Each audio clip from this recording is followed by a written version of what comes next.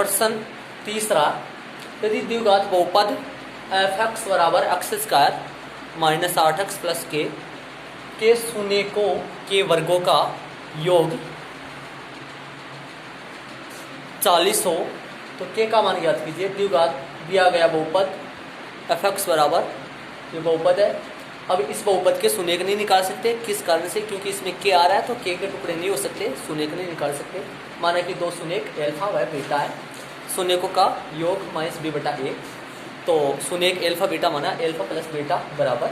अब इसमें लगाएंगे यहाँ बी का मान, ए का मान, बी का मान यहाँ से बी का मान -8, तो यहाँ क्या लगा दूंगा -8 और ए बताना ए कितना है, ए का मान 1 है। इसको हल करेंगे, तो एल्फा प्लस बीटा बराबर 8, समीकरण 1 आ गया। शून्यकों के योग से एल्फा प्लस बीटा बराबर 8 हो गया, तथा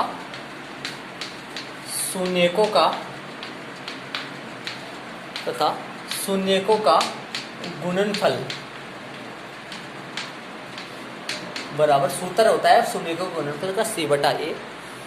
तो सूत्र लगाए, इस तरफ शून्यकों का गुणनफल कर एल्फा गुणा बीटा बराबर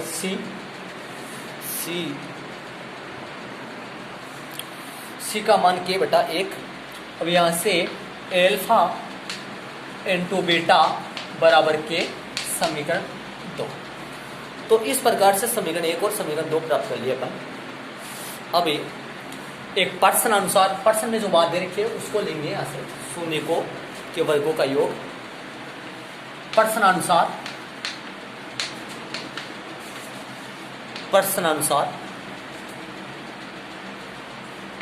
शून्यकों के वर्गों का योग, शून्य कौन से थे? एल्फा, वर्गों का योग एल्फा का स्क्वायर प्लस बीटा का स्क्वायर, मतलब शून्यकों के वर्गों का योग एल्फा का स्क्वायर प्लस बीटा का स्क्वायर। शून्यकों के वर्गों का योग, शून्यक एल्फा और बीटा थे और इनके वर्गों का योग वर्ग कौन से हो गए? एल्फा का स्क्वायर और बीटा का स्क्वायर। योग कितना है प्रश्न में? 40। यहाँ पे 40 लगा देंगे अपन। समीकरण कौन सा होगा ये? 3। इस तरीके से अपन समीकरण 3 बनाए अपन, ये समीकरण 3 है। इसके बाद में समीकरण 1 से, अब समीकरण जो 3 समीकरण निकले थे उनमें से समीकरण जो 1 है उसको काम में लेंगे। समीकरण 1 से समीकरण 1 को काम में लेंगे। समीकरण 1 को इस तरफ देख लो, एल्फा प्लस बीटा बराबर, एल्फा प्लस बीटा बराबर 8 है। तो दोनों पक्षों का वर्ग करेंगे, दोनों पक्षों का वर्ग करने पर, दोनों पक्षों का वर्ग करेंगे।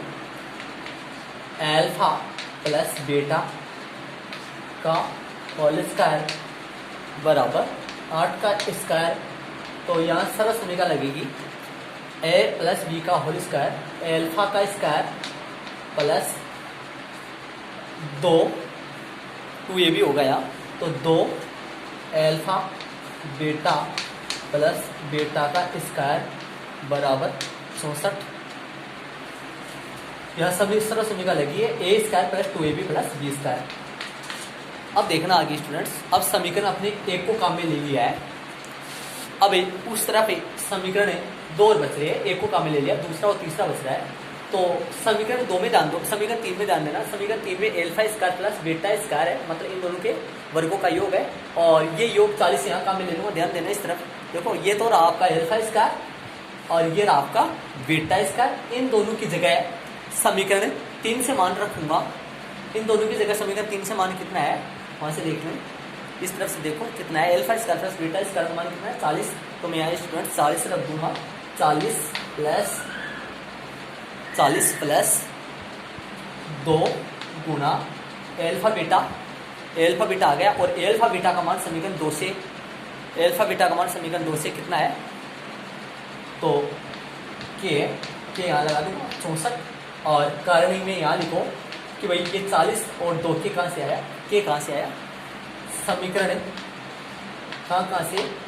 3 वह समीकरण 3 वह 2 से,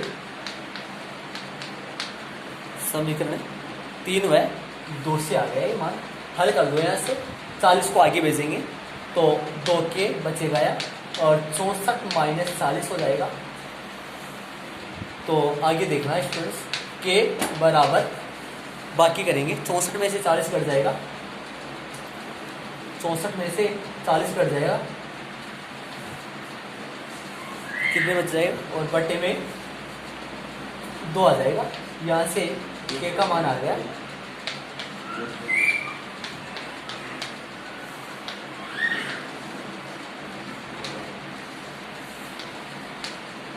के का मान